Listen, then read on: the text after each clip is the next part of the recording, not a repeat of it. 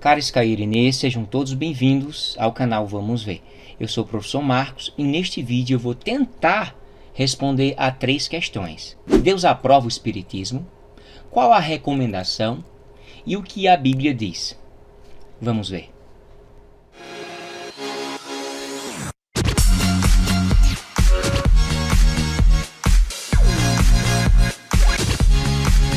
É um grande prazer estar aqui para compartilhar um pouco do meu conhecimento com vocês, certo? E neste vídeo, que é uma sequência apologética em relação ao Espiritismo, eu vou tentar responder essas 3 questões de uma forma diferente. Eu vou responder de trás para frente, para você ter uma meio que ideia cronológica dos acontecimentos, dos fatos, e possa chegar a uma compreensão geral e objetiva das 3 perguntas que eu fiz no título. Primeiro, o que é que a Bíblia diz? As Escrituras são enfáticas no que diz respeito às práticas de feitiçaria, adivinhação, consultar os mortos e encantadores. Desde o Antigo Testamento é visto isso sem dúvida alguma ou dificuldade para se entender. É só você ler e você vai compreender nitidamente o que é que a Bíblia diz. Mas o que é que o Espiritismo tem a ver com tudo isso? Bem, o Espiritismo é um nome moderno para o que a Bíblia denomina ou chama de feitiçaria, necromante e até bruxaria. O que de fato todo mundo deveria urgentemente saber ou conhecer de antemão? Que a Bíblia nos informa que o diabo é o pai da mentira, João 8,44. Segundo, ele é o Deus desse século, 2 Coríntios 4,4. Terceiro, ele é como um leão que anda em derredor buscando a quem possa tragar, 1 Pedro 5,8. Quarto, ele pode se disfarçar de um anjo de luz, 2 Coríntios 11,14. Quinto, ele e os demônios tentam se comunicar com quem der ouvidos quando vão invocá-los ou consultá-los. E esses espíritos enganadores vão passar doutrinas de demônios. E você viu isso em 1 Timóteo 4,1 nos outros vídeos aqui do canal. Esses detalhes, meus irmãos, são super importantes para quem não quer ser vítima ou alvo e virar um escravo do engano. Então preste bem atenção em cada detalhe que a gente está explicando aqui nessa série apologética contra o Espiritismo. Isso é muito sério. Isso é tão sério que no contexto do Novo Testamento, o apóstolo Paulo chegou até a dizer, abra sua Bíblia em Gálatas capítulo 1, versículo 8 e 9. Ele diz: mas ainda que nós mesmos, ou seja, os apóstolos, ou um anjo do céu, vos anuncie outro evangelho, além do que já vos tenho anunciado,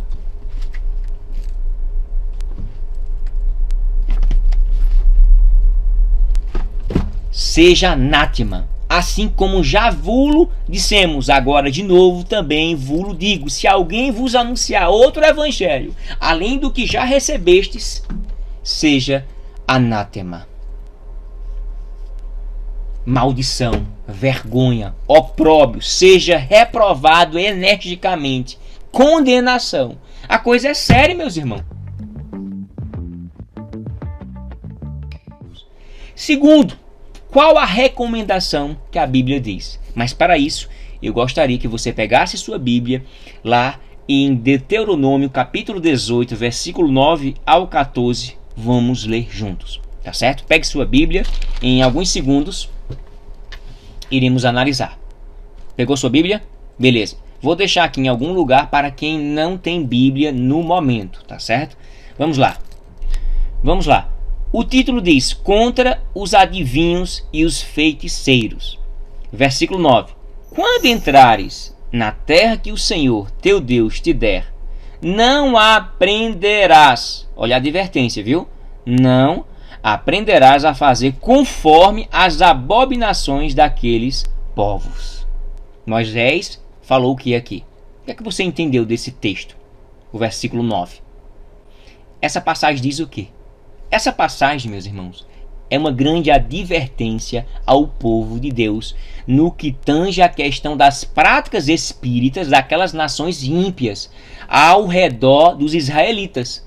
Como você viu, é ordenado que não se deveria copiar, imitar ou fazer o mesmo que os politeístas cananeus faziam.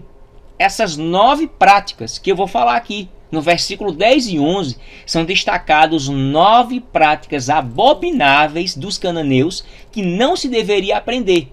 E são detalhes fundamentais que fazem as pessoas perceberem o quanto é errado.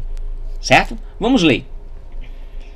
Não se achará entre ti quem faça passar pelo fogo o seu filho ou sua filha, nem adivinhador, nem prognosticador, nem agoureiro, nem feiticeiro, nem encantador, nem necromante, nem mágico, nem quem consulte os mortos.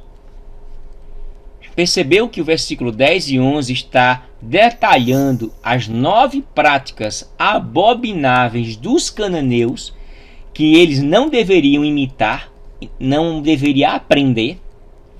E no versículo 12 é dito o efeito de quem pratica tais atos, que diz: pois todo aquele que faz tal coisa é abominação ao Senhor. E por estas abominações o Senhor, teu Deus, os lança diante de ti.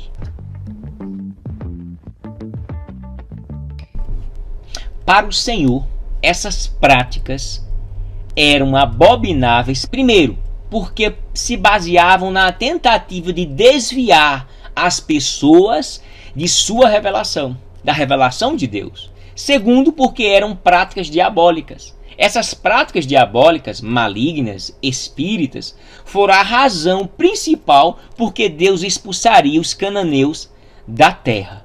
Percebeu aqui o contexto histórico? No versículo 13 e 14, é mostrado para os israelitas viverem uma vida íntegra e dependente apenas de Deus. E Israel, como vocês sabem, deveria ser distinta de todas as outras nações. Um povo santo, um povo separado dos modismos de sua época, um povo que tinha fé. Veio agora um versículo bíblico na minha mente que diz, em Isaías 55 e 6, diz: buscai ao Senhor enquanto se pode achar, invocai-o enquanto está perto. Buscar a Deus e invocar a Deus. E não buscar espíritos, e não invocar os espíritos. Olha a diferença. Olha o que Satanás está fazendo na vida de milhões, infelizmente. Por fim, vamos concluir com Isaías 8,19. Depende da sua tradução, vai dizer o seguinte: quando vos disserem consultai os necromantes e os adivinhos, ou quando vos disserem consultai os que têm espíritos familiares e os adivinhos, que chiureiam e murmuram, porventura não consultará o povo a Deus? A favor dos vivos consultar-se-á os mortos? Olha a incongruência. É a Deus que eu vou buscar? Ou o povo vai buscar a favor dos vivos, vão buscar os mortos? É uma coisa paradoxal.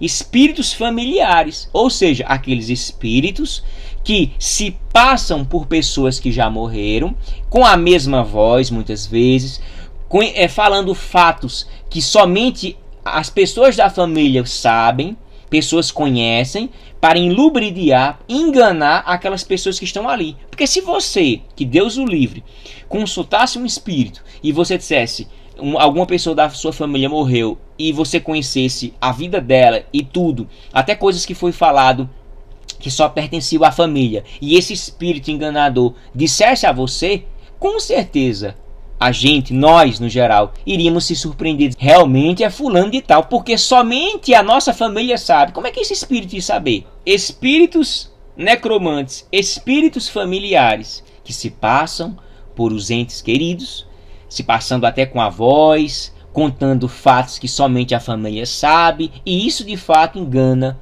muitos que são desinformados, que não sabem que os espíritos que estão ali são espíritos enganadores. E tem muita gente que diz: mas Marquinhos, eu vi, era minha mãe, era meu pai, era meu irmão, era meu filho, era minha filha, falou coisas que somente eu sabia. Sim, e os demônios não sabem não, é? E tu acha que só tem um demônio, é? Milhares, milhões, miríades de demônios. São muitos demônios. E com certeza muitos demônios seguem várias pessoas a vida toda, até ela morrer. E os familiares que querem, talvez, entrar nesse campo de escutar um parente que se foi, alguém que amava muito, vão consultar e simplesmente o pessoal, o espírito maligno vai, entra, né? Existe um médium ali, né? Aquele que vai fazer o intermeio entre o mundo espiritual e o mundo material, se passam por um demônio, né? Um demônio ali entra na vida, entra no corpo daquela pessoa e aquela pessoa é enganada. O médium é enganado achando que está dando uma mensagem real. Na maioria das vezes, fique bem claro, 80 a 90% dos espíritas são frustrados. Por quê? Porque vão lá e não é o que achavam ser. Aí eles ficam meio que incomodados, dizendo, tá certo, queria ouvir a voz de A e B e C e não foi. Falaram coisas erradas e eu sei disso, porque várias pessoas já me contaram. Fui e não era não, Marquinhos. Rapaz, a maioria das vezes que eu fui, não falou nada com nada, coisa com coisa. Por quê? Porque são espíritos enganadores. Eles não sabem totalmente, alguns sabem, certo? Então, quando alguém vai pesquisar ali, vai consultar, vai invocar, às vezes dá certo. Porque existe um espírito que conhece a vida de A e B e C e diz, é assim. Ela fazia assim, ela falava dessa forma. Deixa comigo. É uma combinação. Então, muita gente é enganada simplesmente porque casou com que o espírito maligno ou o espírito que está falando por meio ou através do médium, e ele é convencido. E não tem ninguém nesse mundo, entre aspas, que vinha discordar dele ou dela. Mas eu vi sim, eu comprovei, eu vi ali. Por isso que eu sou um seguidor do espiritismo, porque eu vi minha mamãe falar. Ela falou coisas para mim, mas tem casos. Teve um caso, eu não sei onde foi que eu vi esse vídeo, de um homem que viveu a vida toda em mesa branca, espiritismo. A mãe fazia esses rituais, e ele nunca quis entrar nesse meio. Nunca gostou, sempre teve medo, e a mãe dele morreu. Mas por ele ser de uma casa que era muitos praticantes de espiritismo, mesa branca, então ele não podia sair de casa. Então quando a mãe dele morreu, uma das pessoas que fazia parte das mesas brancas de invocação dos espíritos o convidou, dizendo, tua mãe quer falar contigo. E ele disse, não faz isso não, tal, que danado minha mãe quer falar comigo? Não, eu não acredito nessas coisas não. Aí ele disse, vamos, ela quer falar contigo. E simplesmente esse irmão, essa pessoa foi até lá e disse, vá. Aí lá o médium, né, recebeu um espírito, mudou a voz. É inequívoco isso, mudar a voz. Ele se manifestou lá e começou a falar, dizendo, eu sou sua mãe, meu filho, como é que você está? Eu estou num ambiente bom, eu estou muito feliz aqui, eu estava com muita saudade de você. E ele ficou assim, tal, quase que caindo, né? Aí ele disse, se é a senhora mesmo, qual foi a última coisa que você me entregou antes de morrer? Que você colocou na minha mão? Me diga. Aí eu acredito. Sabe o que aconteceu? Até hoje esse espírito não apareceu. Não disse. E ele foi-se embora e os outros ficaram todos confusos. Não, é porque houve uma falta de contato. Esse espírito ele estava meio que talvez equivocado. Oxê. Meu Deus. Tem tanta gente frustrada dentro do espiritismo. Não sai porque já são presas, né? Eu não sei se vocês sabem, né? Mas tem várias coisas que acontecem quando alguém procura o espiritismo. Coisas que acontecem quando você vai. Quando você volta, te persegue. Os efeitos de quem procura o espiritismo, mesa branca, você não tem ideia do que acontece. Existe um denominador comum em todas as pessoas que vão ao espiritismo quando voltam para casa. Você sabe o que é. Talvez eu faça uma extensão desse vídeo aqui e explique. Mas eu vou sintetizar. A maioria das pessoas que vão até terreiro de macumba, espiritismo, magia negra, voodoo, tudo, mesa branca, espiritismo, tudo, quando voltam, passam semanas, meses, começam a aparecer perturbações mentais, problemas psicossomáticos, crises de ansiedades, algo sufocando ele ou ela, né? Acontece mais na vida de mulheres. Isso é unânime na maioria das pessoas que se consultam. E o pior, a maioria fica com transtornos mentais. Um denominador que é comum entre todas elas é a depressão. Muita gente é depressiva e não sabe por que é. Porque foi a terreiros de mesa branca, de magia negra, de espiritismo, de macumbaria, e ali o espírito persegue aquela pessoa. E ela só se fica melhor quando ela vai de novo ao espiritismo, a esse lugar, a esse ambiente. E ali o espírito ele minimiza para a pessoa se sentir bem, relaxada. Eu já estou melhor, eu já posso ir para casa. Aí a pessoa vai para casa e depois passa um tempo, o espírito deixa ela à vontade e depois vai perturbá-la. Eu conheço gente que entra nesses lugares, quando chega em casa é briga, é discussões, é coisas estranhas acontecendo e você não sabe o que é. Sabe o que é? Você foi atiçar o demônio. Você foi invocar o demônio ou os demônios. E eles agora ficam perseguindo as pessoas. Elas ficam com correntes. Aí a pessoa vai lá e diz: tá estranho minha vida. Tá estranho, você foi consultar. Sabe qual é o remédio? Peça perdão a Deus. Não vá mais para esses ambientes. Peça perdão a Deus e Ele vai te perdoar. Ainda é tempo. Ainda há esperança enquanto se tiver vida. Porque depois da morte segue ao juízo. Diante desse versículo de Isaías, é nítido perceber que o desejo de Deus é que venhamos o buscar. Isaías 55:6 diz: buscai o Senhor enquanto se pode achar, invocai-o enquanto está perto. Buscar a Deus e invocar a Deus. Não é buscar os espíritos, não.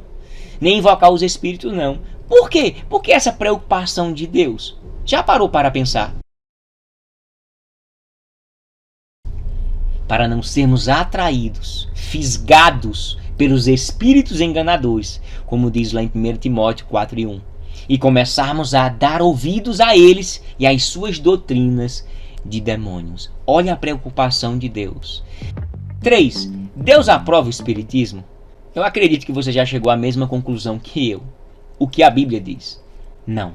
Pelo contrário, Ele condena e chama abominável todo aquele que faz essas práticas. Uma vez que, no quesito morte, a morte é um caminho sem retorno. Salmo 38:39. Ao homem está ordenado morrer uma única vez. Hebreus 9:27. É Deus, em Jesus Cristo, que julgará os vivos e os mortos. 2 Timóteo 4:1.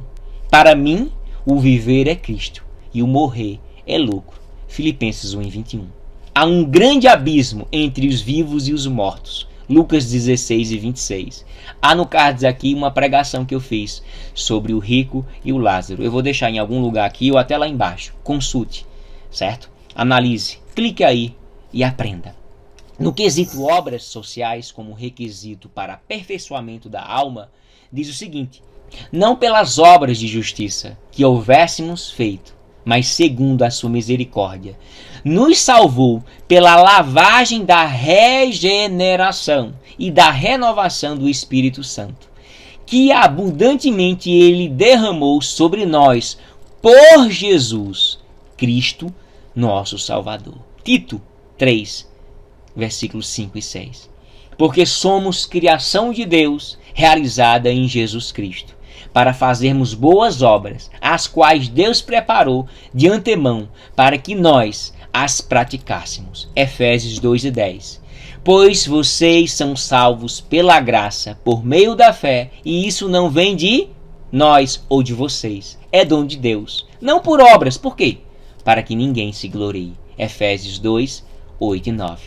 No quesito reencarnação, diz o seguinte: mas a todos quantos o receberam, deu-lhes o poder de serem feitos filhos de Deus, aos que creem no seu nome, os quais não nasceram do sangue, nem da vontade da carne, nem da vontade do homem, mas de Deus, e nem tampouco da reencarnação. João 1:12 e 13. Mas temos confiança e desejamos antes deixar este corpo para habitar com o Senhor. 2 Coríntios 5:8. E não viver em reencarnações. Mas de ambos os lados estou em aperto, tanto o desejo de partir e estar com Cristo, porque isto é ainda melhor, muito melhor. Filipenses 1:23. E não viver de reencarnações. A doutrina da ressurreição dos mortos elimina toda a crença reencarnacionista que os kardecistas pregam, dizem e defendem. É só você ver isso em 1 Coríntios capítulo 14, versículo 42. Enfim, meu irmão, quero te dizer que infelizmente é através da doutrina da reencarnação que o Espiritismo tira todos os méritos de Jesus Cristo como Salvador da humanidade. Não há méritos nem escala de aperfeiçoamento na salvação, mas quem estiver em Cristo não haverá condenação. Romanos capítulo 8, versículo 1. Espero que você tenha entendido o que a gente pregou, explicou, enfatizou de forma apologética aqui, para que sua vida seja abençoada. E você também tentará ajudar outras pessoas que estão sendo enganadas agora, nesse exato momento. Ajude elas. Compartilhe esse vídeo com outras pessoas para conhecer mais profundamente. A Bíblia já deixou bem claro que se alguém vos anunciar um outro evangelho do que já foi dito, as Sagradas Escrituras, seja anátema. Um outro evangelho que não for o evangelho da palavra, seja anátema. Um outro evangelho que não seja a palavra do Senhor, seja anátema. Existem muitos aí que estão enganados, enganando outras pessoas. Se você não é inscrito, se inscreva no canal. Se possível, curta os vídeos para que o YouTube entenda que esse vídeo é de grande relevância para as pessoas que estão sendo enganadas. É tão importante isso, você não imagina. Muita gente não está preocupada com os espíritas. Deus tocou no meu coração e lançou sobre minha vida essa incumbência essas semanas atrás. E eu entendi e estou fazendo essa série apologética daqui por diante. É muito preocupante porque nós temos quase 4 milhões de espíritas no Brasil e muita gente não gosta de evangelizar, não tem subterfúgio, não tem arcabouço teórico, não tem argumentação. Então esse vídeo provavelmente seja de grande bênção na sua vida, para que você possa combater conhecendo as Escrituras, combater para vencer o engano e combater com a Bíblia os enganos do Espiritismo. Coloca aí no YouTube 10 erros do Espiritismo e veja quais são os vídeos que aparecem. Você vai se surpreender. A preocupação de muitos apologistas. Qual a preocupação da igreja cristã nesse exato momento? Qual a preocupação dos teólogos de plantão? Qual é a preocupação dos pregadores? Qual é a preocupação dos professores de escola bíblica? Qual é a preocupação de um verdadeiro cristão? Coloca lá 10 erros do Espiritismo e veja quantos vídeos aparecem. Obrigado por você ter ficado até aqui. Isso significa que você é uma atalaia de Deus. Isso significa que você se preocupa com o conhecimento. Por isso que a Bíblia diz que a gente tem que crescer na graça e no conhecimento. Que Deus os abençoe, que Deus faça resplandecer sobre ti a luz do Evangelho verdadeiro. Porque eu não me envergonho desse Evangelho. E eu tenho certeza que você também não se envergonha. Amém.